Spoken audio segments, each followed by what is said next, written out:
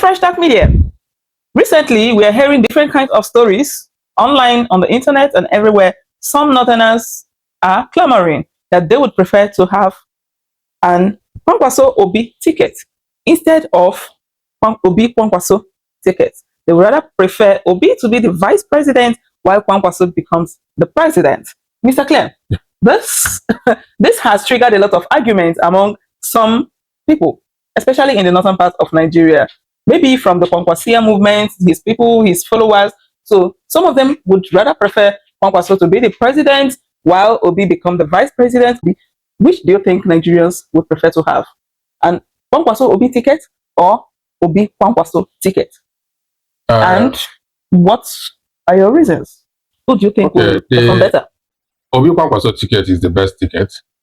The narratives of Kwankwaso Obi ticket, I can tell you for free, people who are just trying to change the narratives, APC and the ADC sponsored influencers.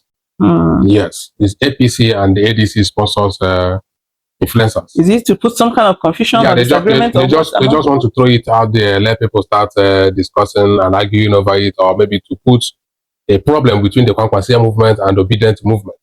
That's what they want to create. I can tell you for free, that handle, one of the guys that I read the thing from his Twitter, this guy that served late President Muhammad Buhari, he's not an ADC or NDC person. He's an APC person, and APC is in a panic mood. So whatever they can do to discredit Peter Obi and Kwankwaso unionism is acceptable to them. They have been trying all these years since Tinubu became president to bring Kwankwaso to their side. It never worked. And Kwankwaso, only if not because of ego, 2023 general election, if he had become a running mate to Peter Obi, if he could have accepted to become a running mate to Peter Obi that time, I would tell you that Tinubu could have been the president today. Really? For sure. Tinubu could have been the president today. Those two guys could have defeated both Atiku Abubakar and Bola Ahmed Tinubu. But they could have won that election. Only had about 1 million votes. No, Kwankwaso had close to 1.5 million. Was a 1,400,000 something, close to 1.5 million votes, and that's from one particular state. That's one particular state. Okay. If he was able to, how will I put it now? No, apart from having the chances, the thing is that he made up his mind to be the president also. He was doing everything possible that he will be the president. Okay. Because when they brought the issue and the idea of him becoming a running mate to Peter Obi, he made it to look like Peter Obi is his junior. He became a governor before Peter Obi. He was a minister. He had a PhD and all kind of stuff. But he forgot that when it comes to terms of leadership, it's not about personal qualification. Okay. No, you can have all those things, but when favor is not on your side, it's not on your side. Okay? People are not with you massively the way they were with Peter Obi. That's at that time. So the 6.1 or 6.2 million votes Peter Obi got, that was what INEC gave to him. It's not really what Peter Obi had. Okay? Peter Obi, in Delta State, he defeated Okowa, who was a running mate to Atiku Abubakar. And they suppressed his vote there. In Lagos State, he defeated President Tinubu himself, his own home state. He defeated him, and the vote was suppressed also. River State also, Peter Obi won River State according to BBC report, with millions of votes. But Wike and his people, they suppressed the vote and declared the Tinubu winner. So a lot of stuff happened. Peter Obi, by and by, got nothing less than 10 to 11 million votes from that very election. So if you check that in only, with Kwankwaso own coming, he could have won the election. I see. Easily. He could have won the election. So I believe that will still repeat again this very coming next year general election. But one thing you need to understand that the narrative they are trying to create is just to disorganize, to put a little misunderstanding between these two formidable groups, Obedient movement and the Kwankwasia movement, which is not going to work because before now, the agreement of Kwankwaso becoming a running mate to Peter Obi has been already agreed and sealed. So what they were looking for is the platform they will be able to carry out that mandate. The OK movement is already agreed and sealed up within these two individuals. Okay, so what they were looking at, the mandate that they have, where would they be able to actualize it or to carry it out? Nigeria don't have an independent candidacy or candidacy of a team for you to run an election without being a member of a political party. Probably along the line, they may still do this.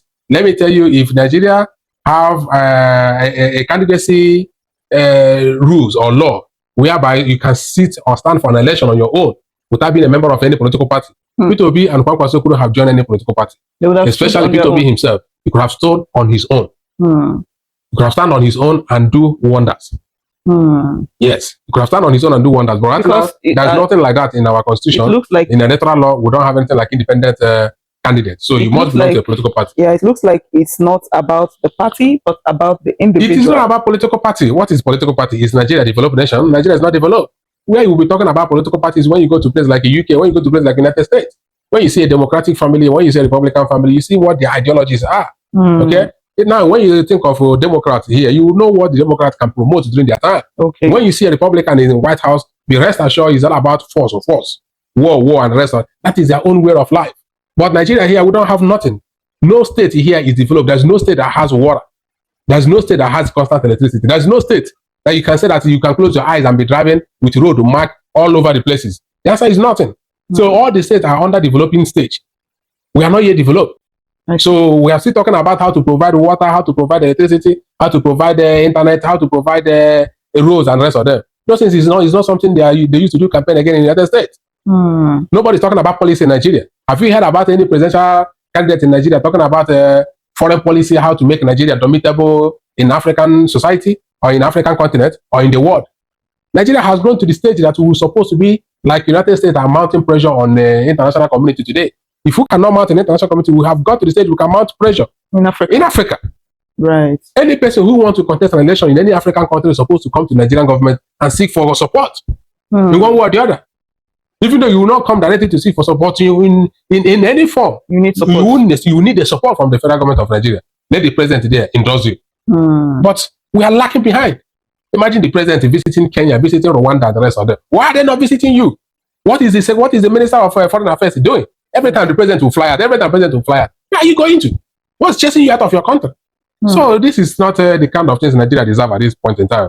We need a change. Everybody understands that. But how the change is going to come is what we cannot predict as it stands right now. And you think this OK ticket will be the best for Nigerians? Well, right Nigerians believe that with these two individuals, Peter Obi and Kwankwaso, that Nigeria will be okay. That's the slogan on the street. So if you tell me or if you ask me about it, I will still tell you that with what we are seeing today, they're still okay. Because Kwankwaso himself, being a former governor of Kano State, he doesn't have a lot of baggages, okay, on his side. Last time, I think it was last month, we heard that they sent his name to United States Congress, that he's a financier of Boko Haram. But Nigerians say it's a lie. Wholeheartedly, everybody said that is not true. Because all of us live in this country, we know the people who have promoted Sharia, we know the people who have promoted this all kind of shenanigans, religious bigotry in the north and all. Why are you not bringing them up? Okay? Where is Yarima, the former governor of Zamfara State? Those are people that promoted Sharia and the rest of them during the time. They are in the APC. You cannot touch them. So the sense that Kwankwaso is trying to work things out with P2B, then you are trying to label him as a financier of terrorism. That is not true. It will not fly. Okay. It will not fly. So every Nigerian believe that P2B and Kwankwaso will make a very good president and Nigeria will be okay. If you check the time Kwankwaso left office, although he managed to produce a Ganduje betrayed him and moved to APC. All of them were there then. At the end of the day, he brought out this Abba Kabiru, Malam Kabiru won the election under the influence of Peter Obi also. Today, he has defected to APC again. So it's left for him now to fight very hard to make sure that he return Kanu back.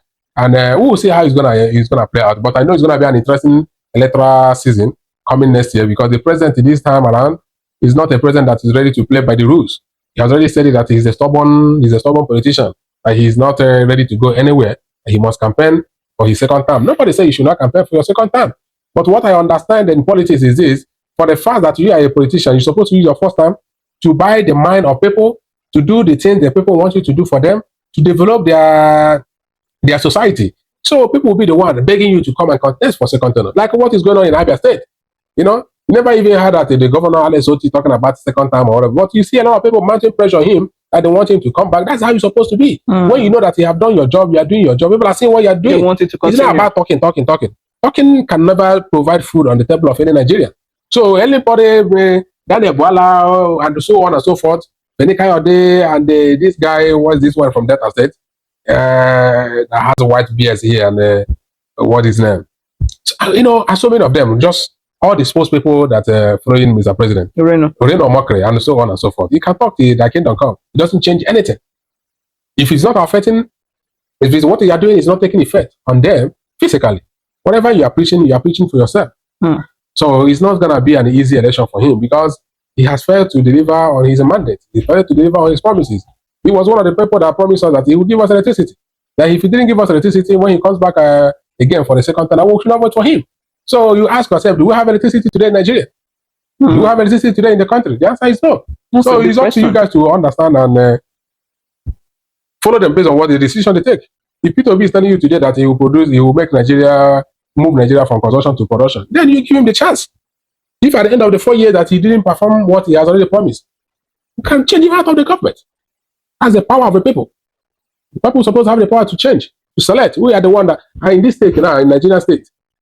We are not the manager, the owners of the ship. It's up to us to hire whoever that we want. If the person is not piloting well, then we'll fire him and hire another person. Absolutely. That's the way it's supposed to be. He cannot come and dictate for us that you must be our president. No.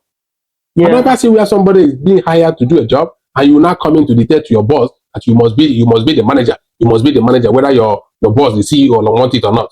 I've never seen that. That's what is going on now in Nigeria. That's serious. Yeah.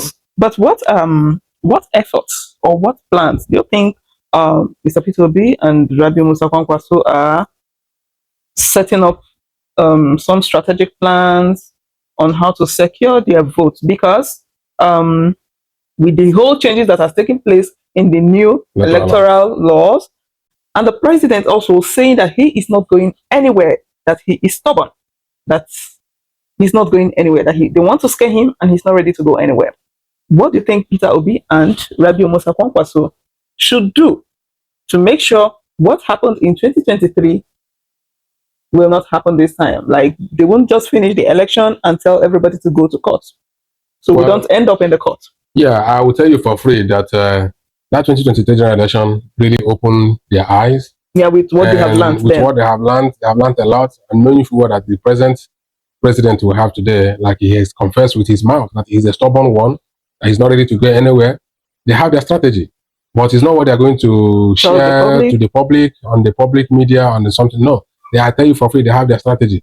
The only thing I will encourage them to start preaching, although the campaign has not started yet, when the campaign will be lifted and they'll start going to the media houses and the other campaign ground, campaigning, they should be emphasizing on Nigerians. When you say defending a vote, I have never seen any politician who voted and start standing ground and say, no, this vote will not go anywhere. No, the people, because the same person you are clamoring for him to come and serve you, is one individual. That very day when they voted, they will go home. The allied soldiers, being the people who want their service, will be the one that will stand there, stand gidigam. They will stand firm to make sure that the vote is being counted. And secured. The vote are being counted at the polling unit. They get their figures. Get their figures from there instantly. And mandate the electoral officer to send it digitally. Make sure that he or she, whoever that is the electoral officer, INEC is sent, must send that result digitally. The result must be sent out electronically so that it will hit INEC database. And other people will be able to see it. Okay? Then following there, they will now go to the ward. From there, the large masses will still go to the local government before they go to the state. They should not allow any police to scare them away. If you remember what I told you the other day off camera, that is exactly what they're supposed to plan ahead on time. Because what the government always do, they will bring soldiers into the collation areas, local government collation centers. They will be using gun to chase Nigerians away. And people will be shouting, oh, they have using gun to chase us away. They are rigging election. No. If you people come out en mass, if people don't even say it's only for agents. No, it's not only agent issue. Don't leave the ADC or NDC agent. Let him go there and do it. No. They will threaten him. If time not taken, they may even shoot the person. They can bribe him or her and bribe him out of the way. So people should stand their ground in the large number. Chanting that their vote must be counted continuously and follow the vote. Wherever it's going, they go with it. Anywhere it goes, they go with it. There's no way they will change the figures. It will be very difficult. This coming election, I know that the APC made this electoral law to look so shamby. a lot of irregularities, a lot of things that will give way for manipulation, but they should read that electoral law and follow them man to man. Nigeria belongs to all of us. Okay? It's not only for the members of APC. I don't even see anything that they are enjoying today. Nigerians, other people are crying off. Nothing. Are they buying food cheaper? Are they buying electricity, light in their own houses? Do they have it? The answer is none. So we are suffering in general. So there's nothing anybody can tell you today that will change the fact that things are not working fine, and they have their strategy how to defend the vote. I will tell you that for sure. But that's not what they're going to make open right now. But with this caliber of people that are on the side of P2B right now, standing with them, a lot of ideas will be on the table. These are trusted, these are tested, these are politicians. P2B himself may be a very calm person, but he's very determined and forceful human being. He's a very smart dude, very smart indeed. So it's not about that he's a very calm human being. For that reason, you think that you can ride on him like that? No, but he knows what he's doing. And the people who are following him, they know what they have seen. So we believe that 2027 general election, they're making strong plans. They're making a strong plan, and it's not going to be business as usual, or it was in 2023. Thank you so much, Mr. Clem. That's a beautiful one. And I don't know. I know a whole lot will still unfold. The 2023 election opened eyes to so many irregularities, to so many things. Because I remember then Mr. Peter Obi was like, let's hope on the court, let's see the judgment. We know the court will give their judgment. He was diligently following the whole court proceedings. Even before court. Gathering all his evidences. A lot of people were hoping that INEC is going to do the right thing. The corrupt Mahmoud that could not tell us what he meant by the glitches. He was the one that put us into this mess we find ourselves today. Because he overpromised us, he gave us all kind of hope, and everybody was believing that INEC is coming to deliver based on what they promised. Unfortunately, they failed woefully. They failed to deliver as they failed to deliver as promised. They failed woefully. That was quite sad and disappointing to so many Nigerians. And we don't know how this will end, but we are certain that Mr. Peter Obi and Alhaji Rabiu Musa Kwankwaso are also working hard, setting their strategies. We will see how all this will unfold. What are your thoughts, dear viewers? If you're still with us at this point, share your opinion with us in the comment section. Let's continue the discussion. Subscribe to this channel if you haven't. This is Fresh Talk Media. We shall see you again in our next one. Bye for now.